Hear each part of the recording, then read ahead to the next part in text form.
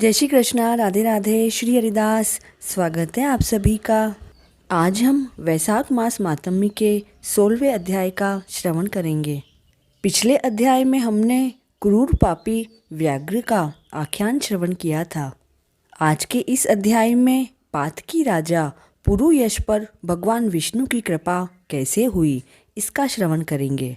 श्रुति देव जी बोले, हे राजन, राजा पुरुयश ने भगवान मधुसूदन का पहले विधि पूर्वक पूजन किया और कहने लगा, हे प्रभु, हे निर्गुण विश्वमूर्ते, आपके चरणारविंद धन्य हैं। इन्हीं की शरण में आकर हर प्राणी अपने पापों से मुक्त हो जाता है।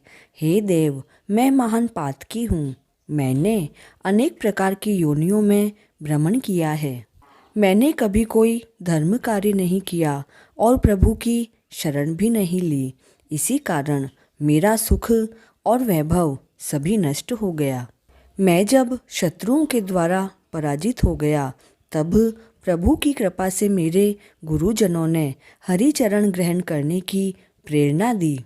हे भगवान, अब आपकी कृपा से मैं पूरी तरह प्रसन्न हूँ।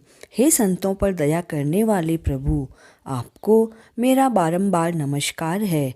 आप मुझ पर प्रसन्न हो। आपके चरणों की कृपा से मैं परिवार और प्रजा सहित धर्म का पालन करने में सफल हो सकूं। हे देवाधिदेव, सबके कल्याण करता, सबके पालन करता एवं मोक्षदाता प्रभु, मेरा मन आपके चरण कमलों में लगा रहे। मेरी जिह्वा से आपकी पवित्र कथा निकले। मेरे नेत्र आपकी दिव्य मूर्ति के दर्शन करे और मेरे कानों में आपकी निर्मल कथा पढ़ती रहे। मेरे हाथ आपकी पूजा करते रहें। अपने पाँवों के द्वारा मैं आपकी परिक्रमा कर सकूं। आप सदैव मेरे हृदय सिंहासन पर विराजते रहें। मेरे रोम रोम में आपका ही वास हो।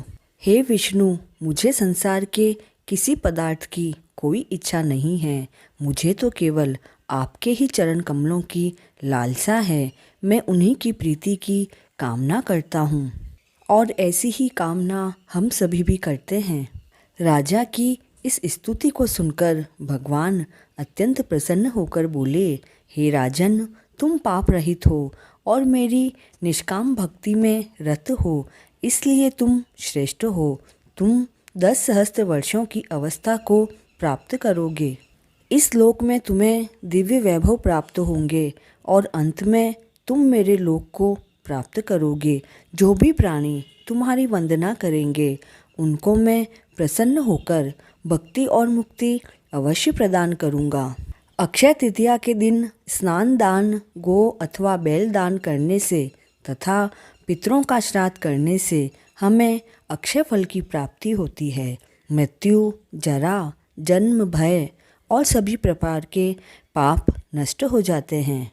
वैशाख मास में किए गए धर्म कार्यों से मैं प्रसन्न होता हूँ।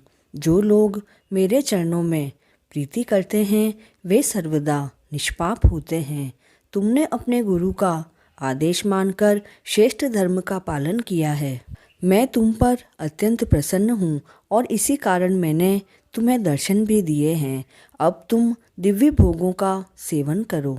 भगवान श्री हरि राजा को इस प्रकार वरदान देकर अंतर्ध्यान हो गए। तब राजा अति प्रसन्न होकर धर्म का पालन करता हुआ साधु सेवा करने लगा। उसने मन, वचन और कर्म से प्रभु की आराधना की।